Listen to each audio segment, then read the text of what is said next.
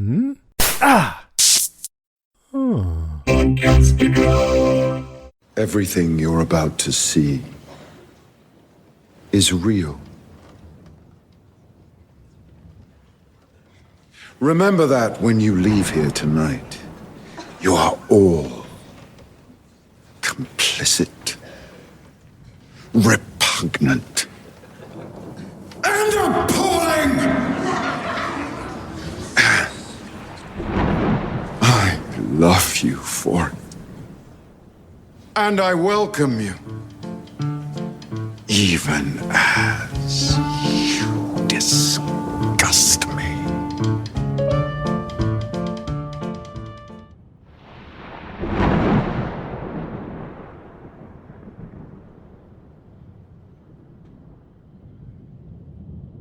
Hey listeners, welcome to the show. I'm Danny.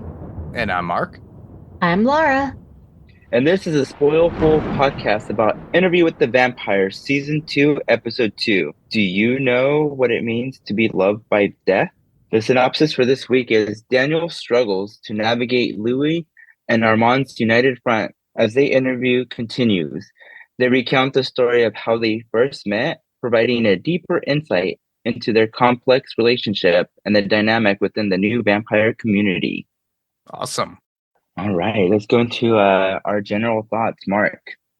Well, my overall thought about the episode, I love this episode. I can't say that it's my favorite of the season yet because we haven't finished the season yet. But this is something that I've been anticipating based upon what I've seen in the actual movie, what I've heard, and what was put into the books of Interview with the Vampire. And this is like a pinnacle point at this point within Louis and Claudia's life when they meet Armand. And what is the name, Lara? I do not want to screw up the troupe that they the gauge. Théâtre des Vampires. Yeah, there you go. You say it so eloquent. Just say the Vampire Theater. The Vampire Theater. It is the Vampire Theater. But in this iteration, I really fell in love with it and what they did and the visuals and how they were able to do it. There's so many people involved within it, and you do get more insight upon it in comparison to the movie, probably more so in the book. I have not read the book, everybody, so keep that in mind. But it kept me engaged into the story, and by the end of the show, it went so quick, and I'm like, oh my God, I wanted more. You know, it was one of those, like, I wanted more. But the show, it was done very well, very theatrically, and I did enjoy it. And on top of that, we top on the relations of Claudia and Louis, how Louis and Armand met and their love, and I just we'll get into that more later on in casual talk. And then on top of that, Malloy's inputting his own life into during the interview. And then Armand and Louis actually pointing that out, like pointing fingers. It's one of those poker things, which is interesting. And I had a love for this because it was eye-opening to the relations that they had. Whereas last episode, it was kind of confusion with Louis based upon Claudia's diaries. But with this, it was more very descriptive of what's going on, and I did enjoy that. And I love the characters. I loved where we see where Louis is. We still see traits of where he was before. Claudia wanting to learn more and then embracing more things that she wants, and then there's more of her just embracing the culture that's out there, and a little bit more of Armand. And it's like I'm starting to fall in love with Armand. You know, he's so beautiful. That actor is amazing. I just love him. You know, Assad Zaman is a beautiful person. Yeah, but that's just me. Sorry. So, how many steaks out of 10 do you give it this episode? Steaks out of 10. I definitely give this an 8.8 steaks. Just for the fact that, you know, the visualization, the story, the love within it, and what they give us of each character. It really it really put it in there too. And if those listeners are not subscribers of AMC Plus, please do so, because they have an aftermath thing. They go into great detail and it's amazing. So I highly recommend it. I tend to like those exclusive, back Interviews. behind the scenes kind of, those the behind the scenes stuff that happens, and kind of we get that deeper like explanation, and we're like, oh, that's why they went that direction. So I do like that. Yeah, I would say. Me too. All right. So my general thoughts. I actually love this episode. This was actually my favorite episode so far from this season, and of course we're only 2 episodes in. The introduction to the the theater of the vampires was incredible. The dynamic with Daniel Malloy and Armand now in this interview, I'm very intrigued to see. I honestly feel that Armand is up to something, and I don't know what it is, but I feel like he is up to something, and I'm wondering if he's trying to course the interview to go a different direction, and Daniel is catching on to this, and he's trying to like say like, what are you like, this is supposed to be me and Louis, not me, Louis and Armand. And it's like he even says it, are you guys going to be like talking in unison, Finishing and it's each like other's sentences. like so I'm very intrigued to see what that happens. Overall I give this 9.9 steaks. Oh, okay. How about you, Laura?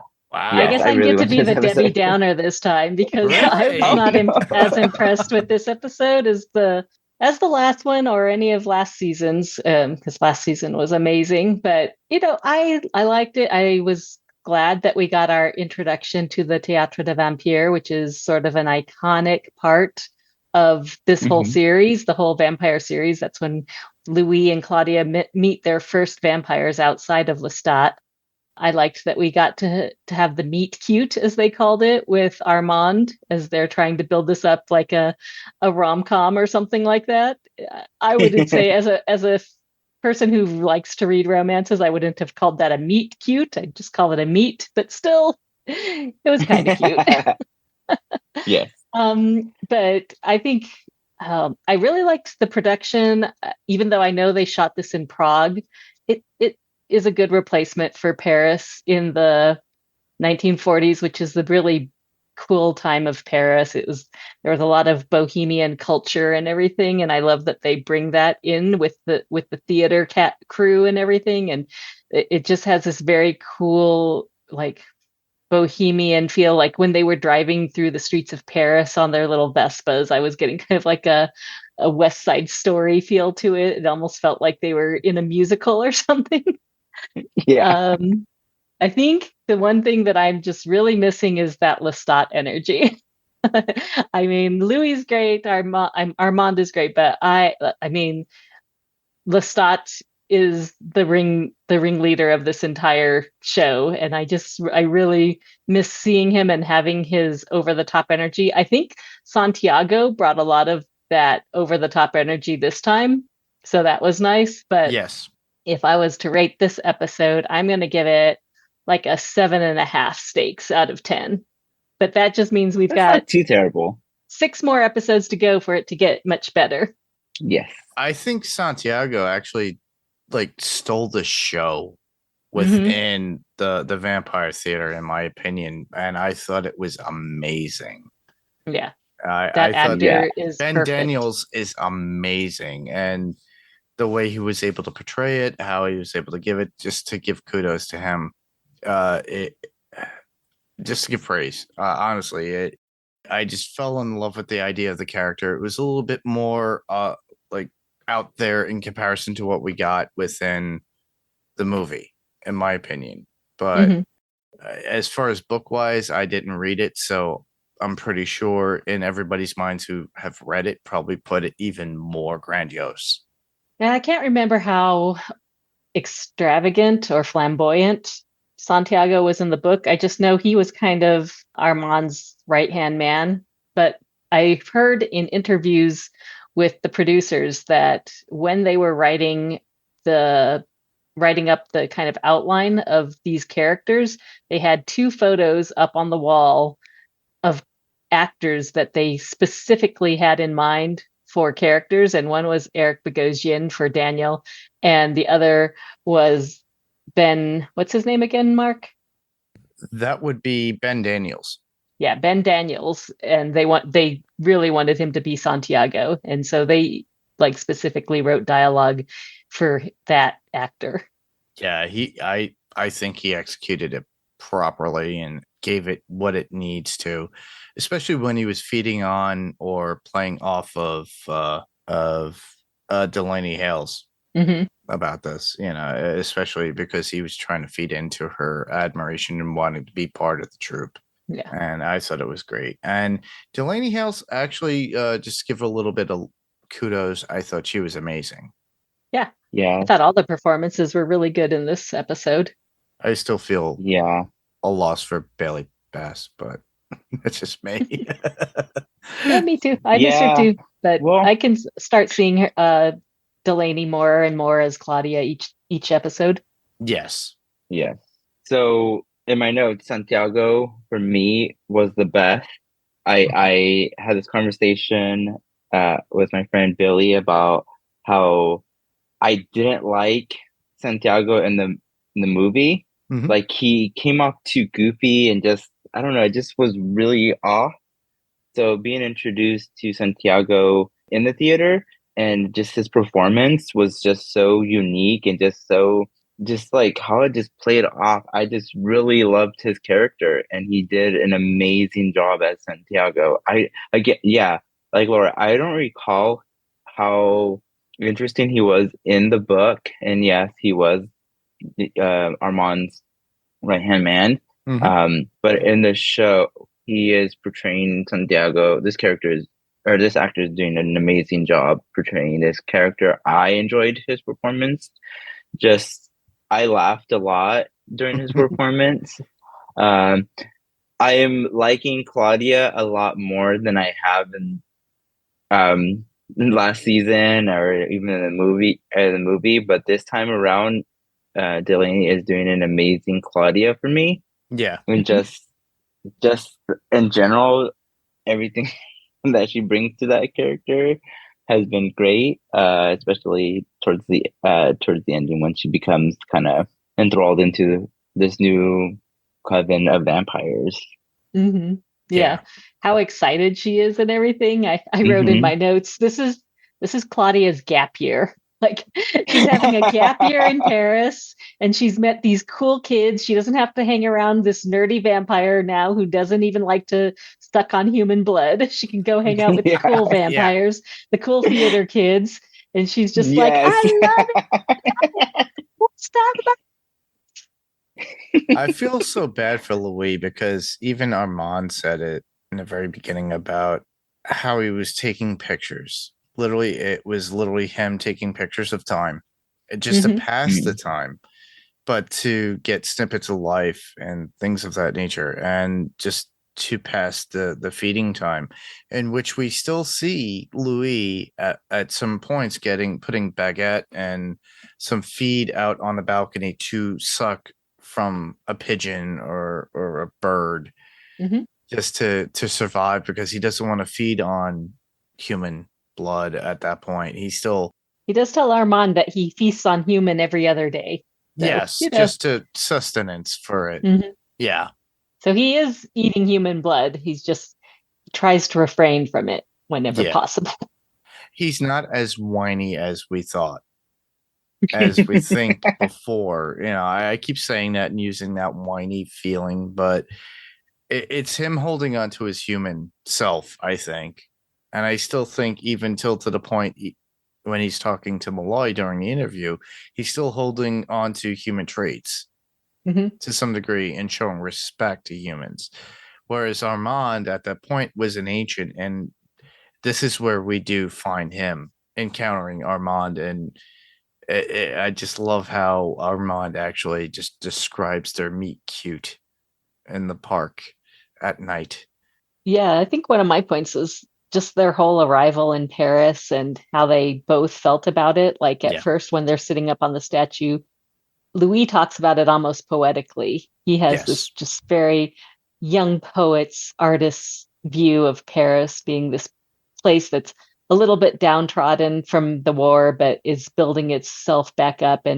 And Claudia's just sitting there looking through her purse saying, maybe they came to the wrong city because she can't find enough money when they're pickpocketing people. And, she has to steal twice as much so that they can get by. And by the end, it's almost reverse.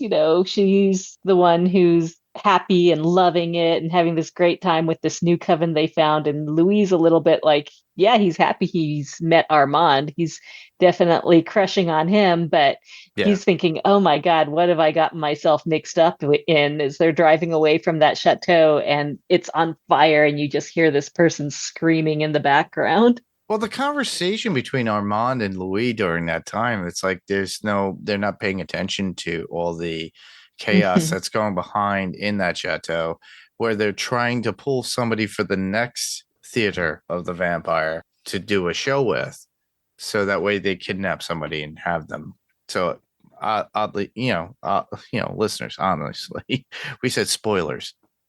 You haven't watched it, obviously, but in the very beginning, when they do go through the whole theater experience, it's, to me, it was very ingenuitive with how they did during that time. That's something that I love as on a visual perspective for its time. And it was very interesting because they even stated that they put film on top of the actors and they had to interact. So the vampires are actually doing these stories on the stage with a projector behind them projecting something animated, which I don't know if that was something that happened, but if somebody out there knows if that's something they did at that time, I want to know, because that's so Disney. That is like so Song of the South, not to bring up a really bad movie from Disney, everybody, but it's interactions with the animation and then continuing a story. And I love how the vampires in the very beginning, Santiago actually states, what you see before you is real.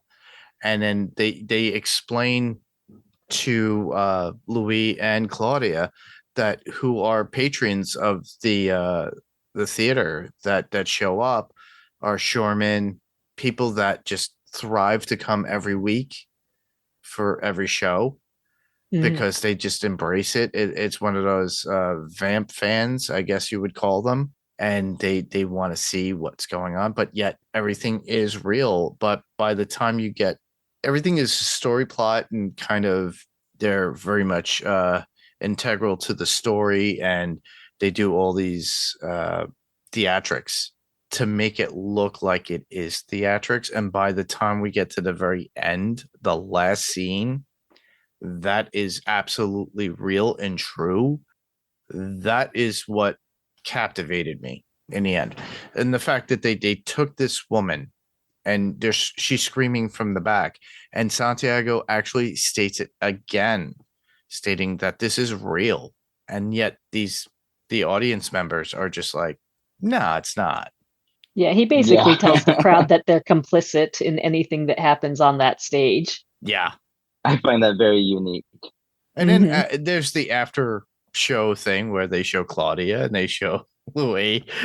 Well, I think that's why Claudia is so enamored with this, because she's like, they're eating a human on stage and they're flaunting it. I mean, in her mind, it's total vampire pride. She's so happy that they're not having to hide in the shadows. Well, they do have to hide from the group, and yet they have to hide who turned them, because once they're questioned, that is a problem. So she brings up the last person that she heard of that turned somebody. Actually, she brings up Bruce, the vampire that she came across while she was away on her college years, the one who sexually assaulted her on the train. She brings up his. No, it was in the woods. In the woods, yeah. My he mind meets her on the is college campus, and yes, she realizes he's a vampire. The only other vampire she's met besides Lestat and Louis at that point. which she brought up last episode too, by the way. Yeah, she's all like, all the vampires I've met are assholes. Yeah. Can I know, I just forgot to find bring up the fact that she did meet one other female vampire, Antoinette, but that was basically just Lestat's side piece. So I guess she didn't consider her a good female Role model. vampire role model. Yeah. Yeah. Yeah, when they brought up the painting and their reaction to that, and Armand was talking to Lestat at the end there about like, oh, it's interesting how you reacted to the name Lestat, you know. So obviously something's up, but keep in mind the coven is not too kindly on those who lie to them. So I'm very intrigued to. My notes say, I wonder if they heard the thoughts of Claudia and Louis about like, oh, we know who he is, and they're Hmm. like keeping that hidden because Mhm. we all know what happens to Claudia. So I wonder if this whole, them like welcoming them back to make them feel welcome is more to have them lower their guard as Mhm. opposed to them actually welcoming them back as a friendly gesture. Because I feel like in the end, this whole thing is going to play out that way. Is Mhm. that they knew that they were a part of Lestat's death in a sense, even though we all know Lestat's life, but Yeah. it it's one of those things where I'm wondering how much information they actually know and how much information Armand knows because he plays it off as like, oh, you need to close your mind Yeah. better, Mhm. and it's like, okay, well, maybe Armand knows more than he's letting on Mhm. Yeah. to us, the audience. But yeah, I'm intrigued to see what they actually know versus what is actually Yeah. shown on the screen right now. And I think we shouldn't assume that everybody listening or watching the show knows what might happen to Claudia. And I say might because who knows, they may change things because they've been Yeah. changing things. But also, I have a feeling that Claudia has more confidence in herself than she might actually have because she tells Louis that she scanned all of the other vampires' minds and they had no suspicions. Yeah. But how old is Claudia? And how She's old is still Yeah. Armand? young. Yeah, so that might just be a bit of youthful ambition, thinking that she is smarter than all these other ancient or at least older Yeah. vampires. But she Yeah. seems to think that they have no clue that they were lying. But I felt even as she was talking about Bruce, they were looking at her going, I don't believe this at all. Like Yeah. they She may has too not much know bravado that about it. Lestat is their maker, but I Yeah. don't think they believed her story about Bruce. No. No. It Yeah, was too much. exactly. It was too much bravado Hmm. about let me tell you our story. It's like, all Yes. right, well, you're not the elder. He is. Hmm.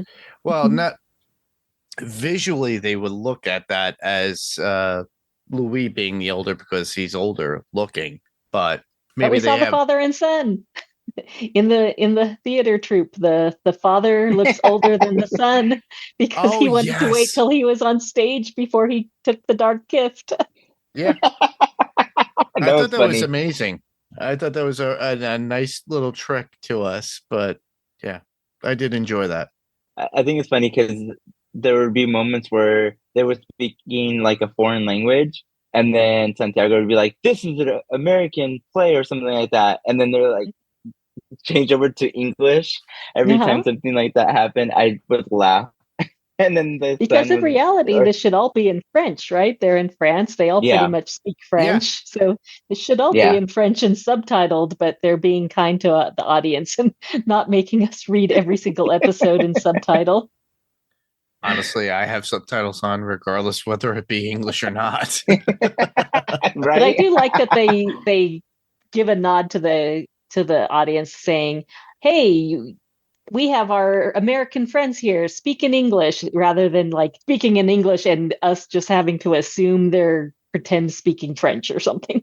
But you would still Yeah, get the exactly. story visually anyway and understand it from how they're doing it from a visual standpoint with each story they have theatrically.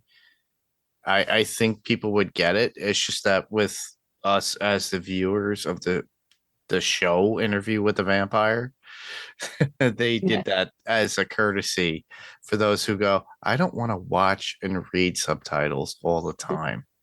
Well, they even did it last episode too with the Romanian lady, the Annika. She spoke broken English, but they were subtitling everything in Romanian, and she's like, "Oh, I speak English, broken English, so you won't have to keep reading subtitles." Yeah. Let's see here. Let's go over to when Louis went over to the lawyer's office, and we've got Oh, that poetic letter from Lestat. I was Mhm. interested in the whole fact that I wonder at what point Lestat wrote that letter to be handed to Mm. Louis. Mhm. And I think it's during that time when they were having a little spat between Claudia and him because he was seeing last season and we saw it with him and that woman, and then he did that music, that song that was recorded.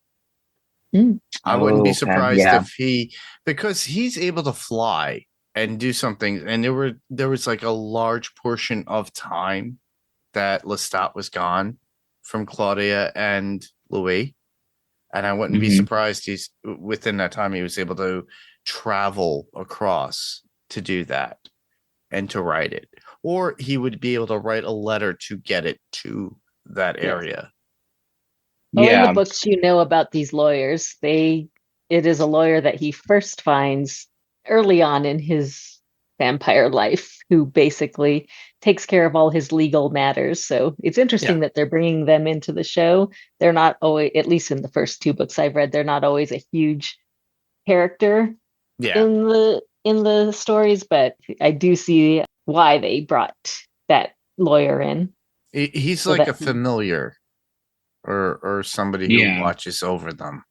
and he takes care of Lestat's finances because he Yeah. And used I'm to have just lots of. intrigued I'm just intrigued to see because in that letter, like he talks about like if you are reading this, then something terrible has happened. We're no longer on the same plane, and you know, don't seek revenge after the person who killed me or did away with me. Like just live your life. But I'm interested to know if Lestat had like knew maybe Claudia would have something to do with his demise, Yeah. the separation of them, or he's just in general thinking like, oh, I know the world is full of the wrong kind of vampires, and eventually some one of these vampires is going to come between us, you know. So I definitely want to see what Um, stands behind that letter. Yeah. I wouldn't be surprised if he started writing that maybe when he suspected or when he knew that Claudia and Louis were plotting against him, Yeah, when they were or in the house. even Yeah. after he was supposedly dead. Who knows? Because I think Yeah, that's a really great guilt trip to be laying on Louis there. It's a good ploy. Yeah. I just love that aspect of what it's the mind games that Lestat likes to play with that Mhm. we all know. yeah, Yeah. yeah. And we know that they were in Paris for 5 months. I can't remember how long that lawyer said that it had been between the time that he spoke to Lestat or had word from Lestat. Do you remember that? Because he said, "Oh, I The haven't heard lawyer from him." Yeah, the lawyer said the last time they heard from Lestat was when he was having money wired to or he was having the lawyer's wire money to him for the party, the Mardi Gras party, Ah, okay. Okay, the giant party okay, they were going to have before they left New Orleans. But Okay. who knows if these lawyers are covering for him or not, because he is their best client. So That is Mhm. true. they could be a part of this ruse. I don't know. But so many things seem sus to me in this show. Like, I feel like we're getting so many half truths, and I feel like we are getting a lot of them from Armand and Louis to Daniel.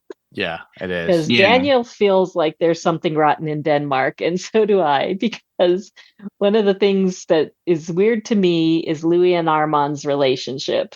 Like, Mm. there's a like Armand keeps going on about how we've been together for 77 years. Isn't that wonderful? And he grabs Louis's hand and he like snuggles up next to Louis. And this to me just feels like the jealous girlfriend who doesn't want her boyfriend, or boyfriend who doesn't want his boyfriend, thinking about the old boyfriend. He's just Yep. like, oh, we've been together for so long. Kiss, kiss, love, love. It's so Oh, and Ozzy then, and Harriet. Well, and then he especially, adds, that's yeah. 44 years longer than Lestat. Ah, Yep. I Yep. I was going know. to say He that. gets Yeah. so 47 petty more about it. years. Yeah. He was so petty about it. But also, Yeah. when and Malloy brings it up, he goes, oh, so you both were Lestat at different times. Armand was there before you, Louis. And it's like, Mhm. oh, okay. So a little bit of truth is leaking out to Malloy during the interview of Lestat and how he was more integral to their coming together. But this will also lead on to something later on at a certain point when Malloy is approached by Lestat. I would not be surprised if we get another season where it does not center around, guess who? Louis and Armand. It's going to center around Lestat. Mhm. Yeah, I see. I foresee that coming up. Yeah. Yeah, I just really find it funny that they're so chaste with each other, and then you see Lestat with Armand, or I'm sorry, Lestat with Louis, and he gives Louis a gift of a song he wrote him, sung by his side piece that he's cheating on him with, and Louis swims the Mississippi River to go have anger sex with him. So you get that, and then you get Armand and Louis like giving each other pecks on the cheek when they go to bed. Yeah. I just feel like Armand has some jealousy issues maybe going on. Oh, yes, definitely. I could see him being the jealous type.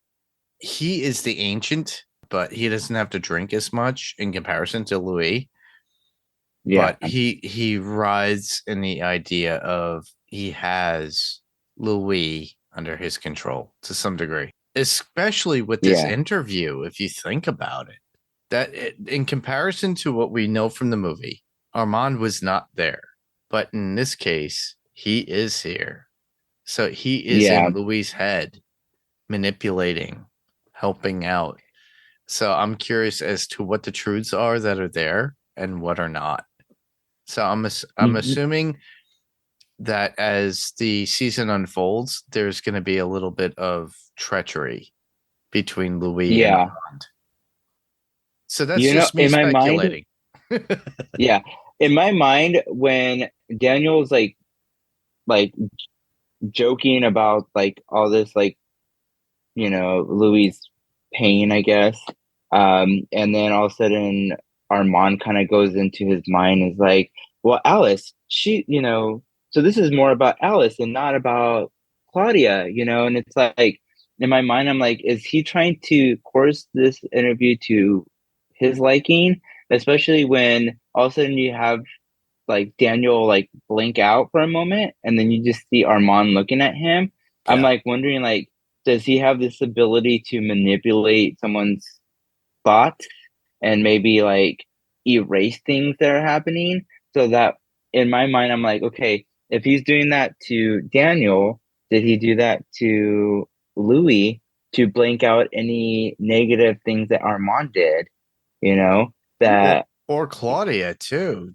There are things that if you recall from the last episode, Louis was a little bit skeptical about his interaction between certain people when they went to that place.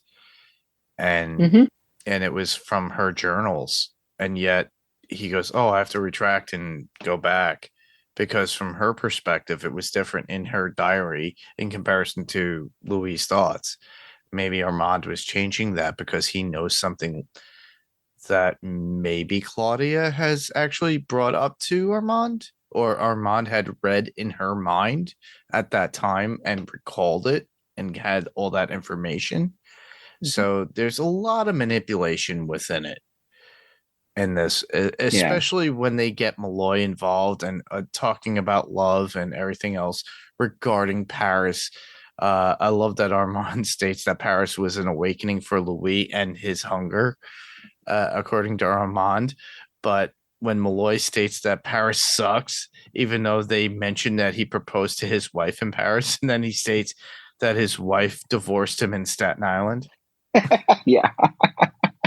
So there's like a lot of duality that's going on. Is a duel of like true love and what their feeling of love is and who they are. Right now, obviously, Malloy doesn't have his ex-wife with him to really challenge that amongst these two vampires. But you also have somebody who is quite controlling of the situation and somebody who is trying to give up information, which would be Louis. Armand being more the controlling one, I think, of the conversation or the interview at this point. And I think Malloy is catching on to that. And then when Malloy challenges it, they throw it back at him. But that's just my point of view of what's going on, because we're only getting Louis' perspective and then Armand's tidbits of what was going on within their first interactions. I wouldn't be surprised that 90% of that is true, but there's got to be some play in there that is not true that we have not seen, that we'll probably see later on at a certain point. Yeah, I feel everything in this interview could be scrutinized because, for one, Armand and Louis are being way too saccharine with each other. They're cute little hand holding and everything. It feels very forced.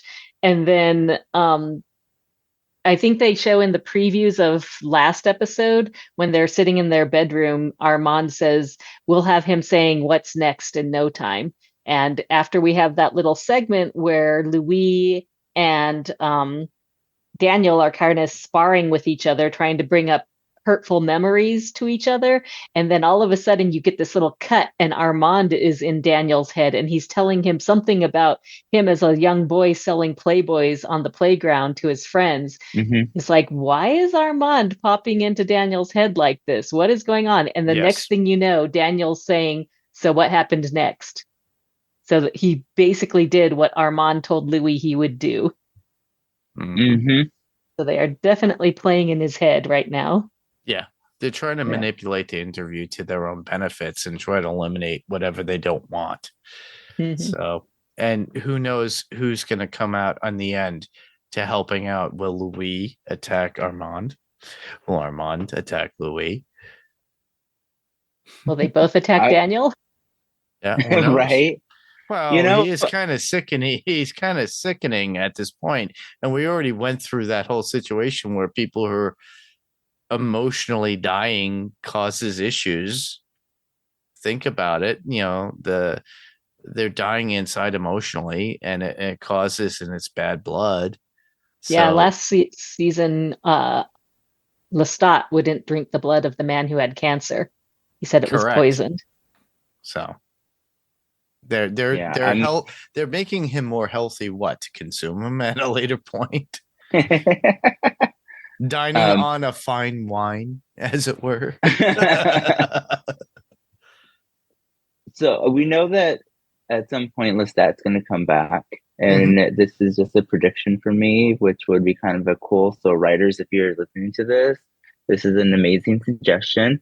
It would be interesting if, like, at the end of the season, Lestat shows up in Dubai during this interview, and then, Lestat kind of walks in and is like, "So do you really want to hear what actually happened?" and then like that's how the season ends, and then we just kind of go into the third season, and Lestat's there, and he's kind of clearing up all these things that Armand might have altered, and then we kind of get to see maybe the truth and kind of in a different, because I know that, I mean, at this point we know that this is all Louis' point of view, and I guess now we have to add Armand's point of view. And the future kind of hope to Lestat's point of view, and so that would be kind of a good segue for them to kind of be like, okay, this is what actually happened. This is not a whiny vampire, whining about his poor emo life. It was actually better. So we'll see what basically, happens. Daniel, you're trying to say at the very end of this, we're gonna get a Jerry Springer show. That would be very interesting. Well, because we all know that Armand and had a relationship together. Yeah. And again, my friend Billy kind of gave me some insight of like what Lestat did to cause Armand's distaste for Lestat. So it would be a unique situation to have them, all three of them, in the same room, seeing like how they play off of each other. So that would be a really interesting dynamic. It would be. I'm looking forward to seeing those three vampires together. Same here. Yes. I think in what we're going to be getting, and this is just my thought alone, is that we're getting the story of Louis was in the very beginning for the first season. Now we're getting interjection from Armand influencing into Louis' story and them both telling. I think come next season, we'll integrate and go more into what Lestat would be. And I wouldn't be surprised if Lestat shows up at a certain point. I don't think he's going to show right away in the third season. I think he'll probably show up mid to later in to introduce the other, which is the bad person, because these are a series of books and we haven't even gotten into Vampire Lestat at that point. This is still Louis' story. This is still Armand interjecting. This is still, we got to get through this whole Claudia issue. I think at the very end of the season, we're probably going to get to the end of Claudia, and then where Louis continues on after that. And then halfway through the following season, we'll probably get Lestat show up. And in some way, who knows what will involve within that, because the writers are going against a lot of what was in the film or in the book. I think in the book, I haven't read, so that these are just my overall views of what they would do in screenwriting and storytelling within these characters. They're all making us love Lestat and Armand, and a little bit of Malloy too, showing a little sympathy towards him of what he's doing, which is literally his main story. But if they do away with Malloy after this, it's going to be somebody else's story. And who's going to tell that story? The only person I could think would be Lestat at that point. Or am I thinking too much into it, Lara? I don't want to give away too much. Plus, also, I never know what they're going to change as far as future storylines. And I've only gotten to the second book. I'm waiting for the third book to show up in my Libby queue. But I think next season is going to be heavy on Lestat, because it will be based on the vampire Lestat, which is his retcon of his life with Louis, and also telling maybe some of his origins and other stories that happened before he met Louis. Yep, like Queen of the Damned was for the film adaptation, his history, how he became to be. but where we get that story from is going to be interesting, whether it be Lestat himself or from Louis and his recollection, or just Yeah. at the very end of that season, do we get Lestat show up out of the blue saying, "Yeah, I've been sucking on rodents, pigeons, You derelicts." know, we know that in Vampire Lestat, the book he writes this book as a deterrent because Lestat's like, Louis, what are you doing? This goes against all our rules, and these vampires are going to come after you. So he writes his own story Mhm. as a like to get the heat off of Louis and onto him. So, and then we jump into his origin story, and we kind of get a little bit here and there in the first season when he's having dinner with Louis' family. He kind of talks a little bit about his family. So, I hope we get to see his origin story, because I'm very interested in his relationship with his mom, um, and just everything that comes with Lestat. So either way, whatever. I'm sure the writers are going to do good because I mean, even we don't even get in the first book, we don't get what's going to happen in the next episode. Mhm. Where we kind of get to see Armand's portrayal of Lestat. So we'll see what One happens there. one thing that was in the books that was neither in the film nor this adaptation, which I wonder how they'll deal with it with his backstory, is that we don't get Lestat's father.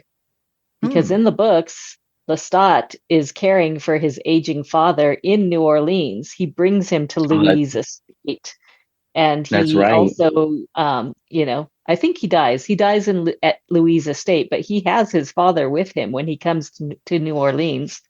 It was not put in the movie or this series, so Interesting. I wonder if we will even get to see Lestat's father and brothers in his backstory. Be That's interesting. right. Yeah. Yeah. One thing Well, I also was really intrigued with is the way that Louis and Claudia are seen in Paris as opposed to how they were living in New Orleans. They had a very posh life in New Orleans because they were living with Lestat, but they seem to have more freedom now that they're in Paris because Louis says, he's not afraid of being lynched or told to sit at the other end of the counter, and it just shows like the difference in cultures. Yes. Even when they were in Romania, they they were a curiosity, but they weren't despised like they might be back in the States. They just didn't have that same history.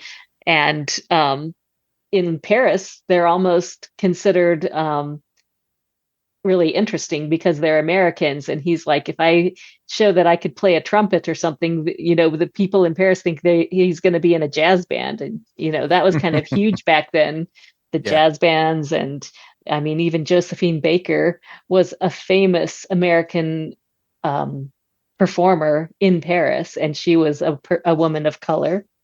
So I just find that really interesting that they're the fact that they're black is still integrated into the story, but it's a completely different feel in Europe than it was in the United States. Yeah. yeah. Well, Malloy actually stated that at one point, saying it's more acceptant. He goes, Louis states, our skin did not attract the same attention it did in America. And Daniel's like, right, because there wasn't any racism in the mid 20th century France. And Louis goes, oh, I didn't say that. And Armand says, he didn't say that. So I found it very interesting in the sense that, yeah, it was more acceptable because they were considered more of a very unique Mhm. for the area. And whereas in America, with slavery and the history of slavery, that's what is riddled with that within American history and folklore and everything else. Whereas in Europe, not as much. There was slavery, oddly enough, in Europe, but Yes. not as intense as it was in America. So at least they give a And it little. ended much longer. much sooner Yeah. in Europe than it did in the States, and It they did. did Yeah. not have the level of segregation that we had here.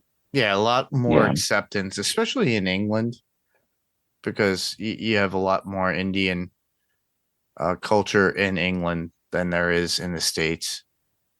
But I would say there was probably a lot of tension between the Indians and the British. there still is to some degree, which Yeah. which is sad. But the thing is that at least there's a lot more Indian culture within that, and it is largely a little bit more accepted now in comparison to them before.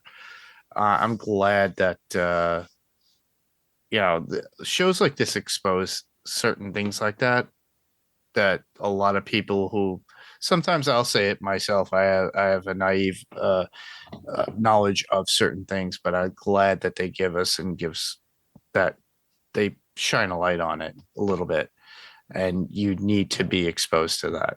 A lot of people just show an ignorant eye to it and just want to believe whatever they want to believe. Me, I'm very accepting of a lot of things, but I'm also prone to taking in some information that I didn't know before.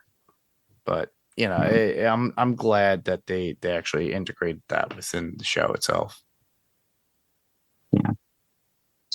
All right, let's go into the segue of quotes. Mark, do you have any quotes? Oh, a few actually did throw in there.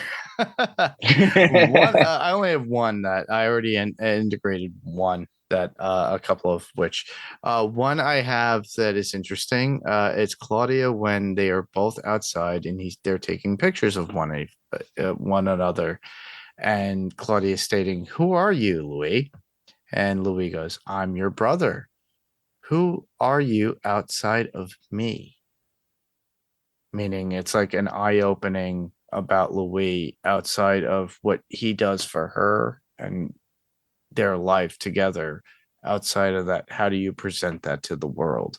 So I thought that was very interesting, and it was a good way of her to actually state that. Yeah, and I think Segueing off of that, because I did like when they're sitting out there and she asked him that question, and then she's like, "What are you doing?" And then he goes on this tangent of what he's doing, and then Claudia's all like, some people just want the short version of that. I can't stop laughing. I need to keep that in my back pocket because there are so many times where I'm like, sometimes I just want the short answer. That is true. I'm having conversations with others. Well, I really liked Armand's description of dating Lestat and said he tasted like vermouth and annihilation. Oh, Armand, you're so dramatic. Annihilation. He has exquisite taste. And I love when they're talking about how they met and also when they look up and Lestat's portrait is on the wall, and instantly Daniel's like, "Oh, it's a telenovela," and he starts to turn on the soap opera music, and he says, "Pass me the tequila and the popcorn. Turn it to channel 300 something. It's a Univision night." Oh yeah, yeah, yeah. The soap opera music really got me in that one too. I love that. Yeah, I think it's from. Oh, I forget. I knew today what it was from, but it's Young and the Restless. Yeah. I just because he's like, I did not see this coming. I should have seen this coming. How did I not see this coming? Dad just is so snarky about that. Yeah. Yeah.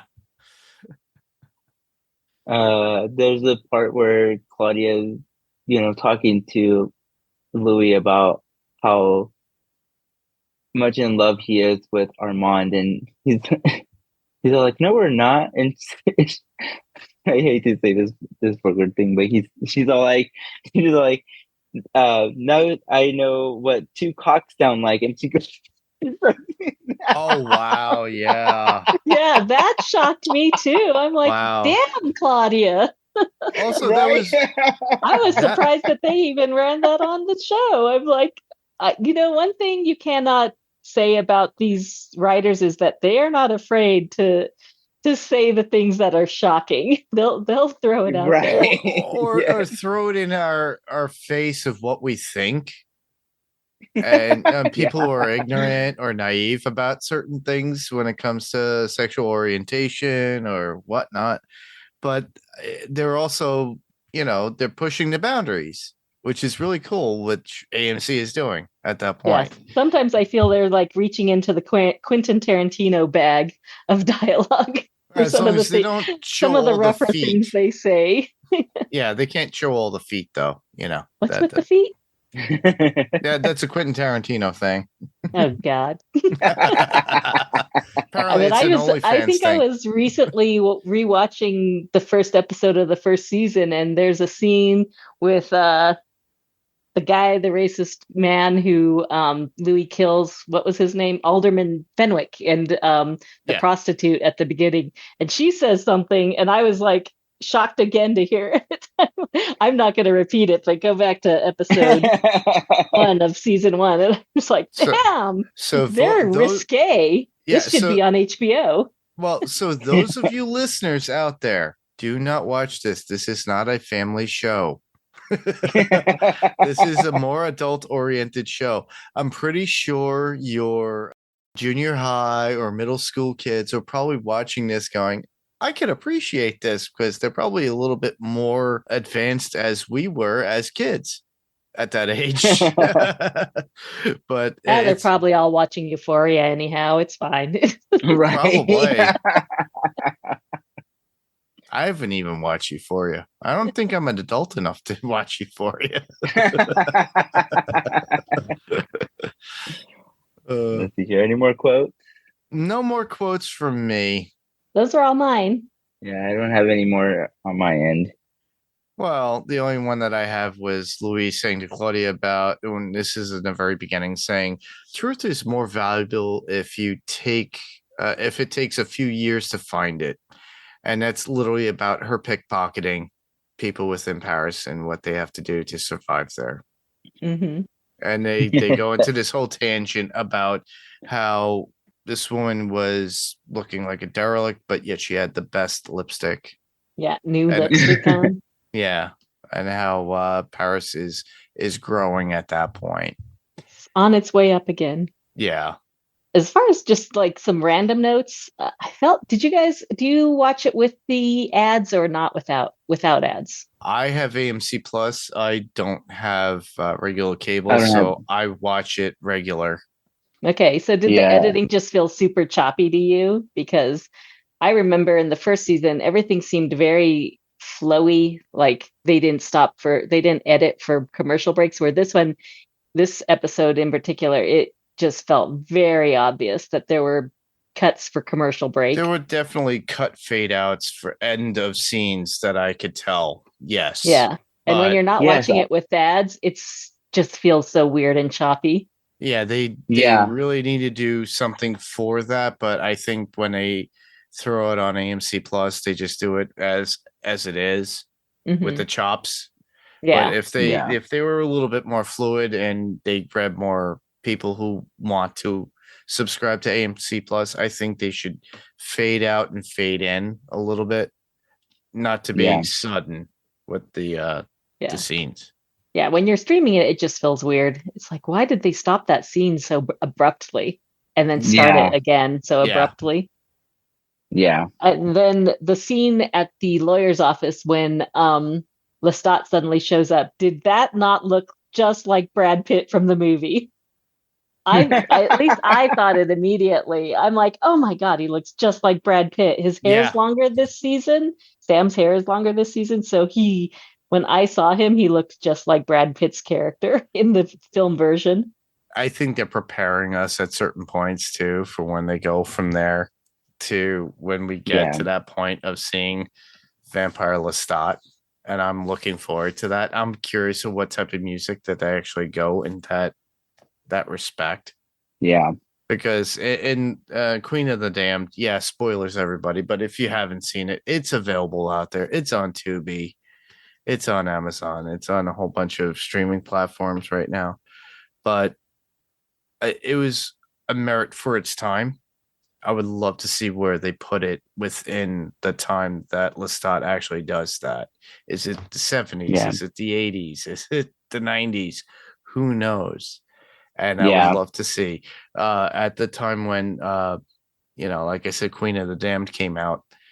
I think it was more of like Korn and all that kind of music, that Yeah. heaviness that they were trying, and the goth based stuff. I haven't Typo watched negative. that in a long time, but I recently saw the concert that Lestat does, as played by Stuart Townsend, on stage, and he looks so much like early 90s Trent Reznor in his like sheer black shirt and everything. And I even felt like the songs felt a little industrial to me. So I guess we'll have to see when it gets to that point how Lestat is portrayed in this era. To see it. Yeah. Yeah. Will it be a Pink Floyd kind of thing? Will it be early 80s metal? Can you see a young Bruce Dickinson as Lestat? Or would you see maybe a Rob Halford? Who knows? Or maybe do we get a Want to Be Pete Steele from Typo Negative? But who knows? I would love to see the transition. It would be interesting to take it from a different music perspective in comparison to heaviness. I would think of more erotic or I'm thinking of some of the Ladies of Lilith fair kind of style of music, Lara. Folksy? Folksy, yeah. It would be interesting to have that at that point. I would ask my teenage daughter what's popular in music now, but I know her biggest kick right now is watching like Eurovision contestants. Oh, it'd be so funny to see Eurovision as a vampire. He's European. Why not? Why not? Yeah, I think we should mention that we have another new important character who was introduced, and that's Madeline. And in the books, she's a doll maker, but in the series, she's a dressmaker. Yes. And I wonder if they will actually go into her story. I mean, the reason she falls so in love with Claudia immediately is because she lost a daughter.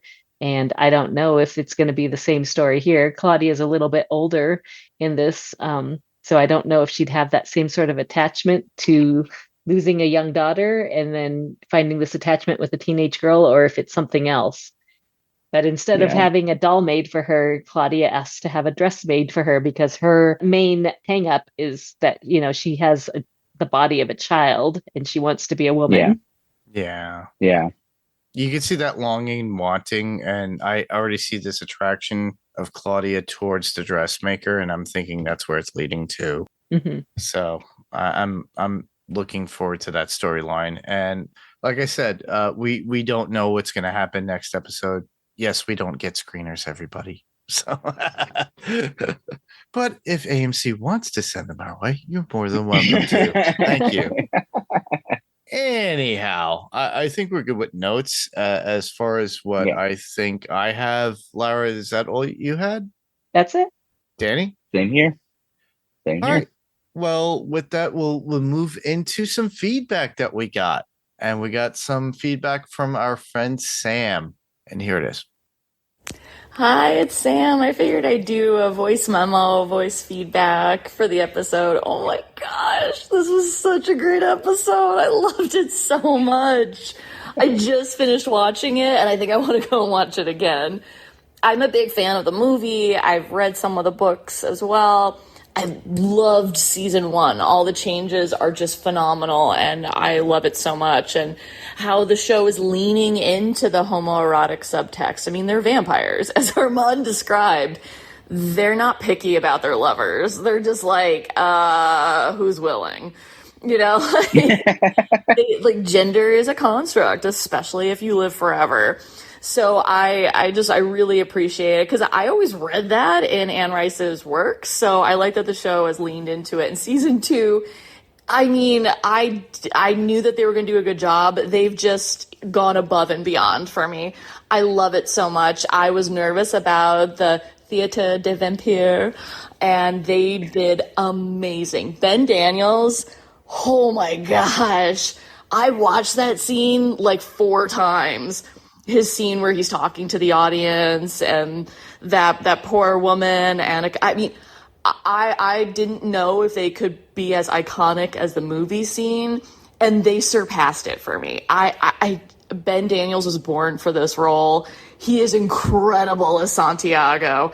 I mean, just truly phenomenal. Clearly an acolyte of Lestat's with the the drama. And I mean, they're just so, all of them are just so fantastic, and I'm drawn in and following them, and they're just doing such a great job. And yeah, it's just amazing. I don't even like the theater, and I loved these scenes. I was like, maybe I'd like vampire theater, like, especially when that woman is riding on the motorcycle with Santiago. I'm like, I wouldn't even ride on a motorcycle, and she's riding a vampire riding on a motorcycle. I'm like, okay, I feel you. I mean, I guess if I'd live forever too, that'd be fine. It was so great. Like, all the humor in here is fantastic. When Louis was like putting the baguette out for the birds, I was like, oh, Louis feeding the birds. That's so sweet. Oh, Louis feeding on the birds. Not as sweet. It was just fantastic. And the murder mansion scene, oh my gosh, I could do like a whole thing on that. They were amazing. That chaos with the romance. I LOL'd at one scene where they just decapitated this guy while these two are flirting, and it's just fantastic. I was Claudia with these vampires, which is odd because we know this is going to end in tragedy. Anyone who's read the book, seen the movie, I mean, I guess not really spoilers. I am curious to see where it goes from here because they have changed a lot of stuff from the books. So, and I love it. I think it's fantastic. So I am sus on Armand and Louis in present day. This all feels very odd. Like, I don't know. It feels like there's parts of Louis missing. And I'm like, did Armand do something to his memory or something? I honestly have no idea. But it feels suspect as much as I love Armand. So I am curious to see where this plays out. Their relationship in the modern day makes me edgy. And I'm not quite sure what it is. So, also, Malloy is a treasure. I think he's one of my favorite characters in the show because he's so funny. I didn't like him being bullied. Can't wait to listen to the podcast. Thanks, Sam. That was amazing. That's awesome. She covered some stuff that we missed, but like the Murder Mansion, I loved that because I wrote down it was a rom-com in the foreground and like a slasher film going on in the background. Yeah, that is true. Yeah. And the fact that it's true. Like, it was like that whole little like flirtation between Armand and Louis as they're talking, and all the whole, you see somebody go out to the balcony and then you get another vampire pulling them over as they're screaming, sucking on them, pulling them back in, and they have to have this whole conversation. If you look at the AMC interview with what was it, Sam Reed. Oh, no, it wasn't Sam Reed. Sorry, Jacob Anderson. I get him confused. Sorry. I don't know why. I'm like, I looked at the wrong name. Sorry. But Jacob Anderson said he had a hard time because people were screaming in the background. And he had to like full composure during that scene to get the words out because it had to be nuanced in the sense of like, yeah, this happens every day kind of attitude. And I was just like, oh man, this is amazing. I just love it. I have to agree with what Sam had to say about Ben Daniels. I thought it was amazing too. I just loved that character. I loved his portrayal of it as well. The movie was very epic, but in this case, this was very, very theatrical. And a little bit of tidbit about the actress that was in there that played the character at the very end of that. That was the assistant director, and apparently they were in the process. So if you do go to AMC Plus and they talk about at the very end about the episode, they talk about it. It's like, yeah, she was on set and then she was giving call cues and everything else. And next thing you know, she's on set and there we are just biting into her. And she's giving this whole great monologue and dialogue about what they did to her. And because she was an actress as well. And so kudos to that actor or actress, if you want to call them that. Mhm. And I thought it was amazing as well. Yeah, and we also find out that Armand is quite the pansexual. He's basically slept with everyone in the theater, That is including true. the Yes. father-son group and some sort of acrobatic display. Yes. Just great. And funny fact that if you read the books, the vampires don't have sex in the books.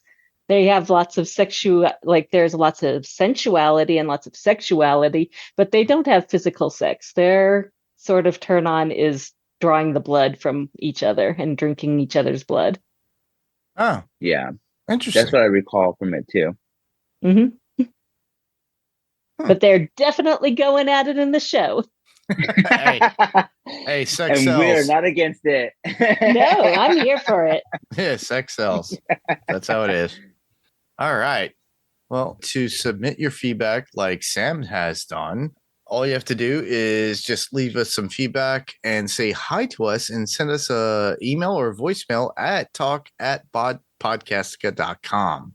If you head to podcastica.com, there's a handy voice message link, and you can check us out on social media like Facebook, and that would be facebook.com/podcastica, or you could go to Twitter, and that would be @podcastica, and Instagram @housepodcastica.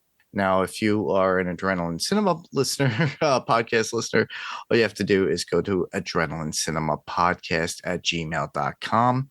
You can do the same thing, write out a regular email, as always, and we'll read it. Or, like Sam, you could just record yourself and send it as an attachment like I got. Oddly enough, I did get this through Adrenaline Cinema Podcast. So thank you, Sam, for doing that. Yeah, that was awesome. But while you're at the podcastica.com website, if you haven't already, please check out all the other podcasts on the Podcastica network, like Still Slaying, a Buffyverse podcast with Penny and Kara and occasional guests like Sam or myself or Steve Brown. So they're currently covering season 3 and are going to be moving on to other things. Another shout out would be Welcome to the Apocalypse. And that's a kind of, what would you say? Zombie improvisational. Mhm. Yeah, an improvisational group storytelling about after the apocalypse with Randy and a whole bunch of other people. They've had a lot of people on from Podcastica on there recently too, so I do enjoy that. Lara, do you have any others that you would like to suggest as well? Well, Lucy and Jason continue their rewatch of The Walking Dead on The Cast of Us, and that's been really fun to go back, knowing everything that we know now about The Walking Dead and how it ends, going back to the beginning and recapping it with all the knowledge that we currently have. It's been fun to listen to them. Danny, do you have anything to suggest too as well on Podcastica or anything else? Well, you're covering the Dead Boys detectives. Oh, So, yeah. And that's a really good show. Yeah, you could hear me and Jamie on Podcastica doing the Dead Boy Detectives that was on Netflix. So we're doing it episodically. So we're doing episode by episode. So I think by the time you get this, episode 5 might be out, or maybe you're in between 4 and 5. So check that out if you can. All you have to go to is House Podcastica on Spotify or iTunes or Apple Podcasts. That's what it's called now. Yeah. And then you could also check out TV Podcast Industries too, which also covered Dead Boy Detectives. They're covering a whole bunch of other things as well. They're a great friend of Podcastica, as well as Adrenaline Cinema Podcast, Panels to Pixels Podcast, and Pirate Core Entertainment. So check that out as well. Next week, we are covering season 2, episode 3. I Want You More Than Anything in the World. You think that's from Armand? Our needy little Armand? Probably. Probably. All right. I think that covers our show, right? Yes. That's a wrap, theater nerds. I guess Don't Get Bit really helps in this as well. Oh, true. Unless you want the dark gift. Yeah, that is true. All right. I want to thank everyone for listening. I'm Danny. And I'm Mark. I'm Lara. And this was the Vamp Cast. Thanks for listening.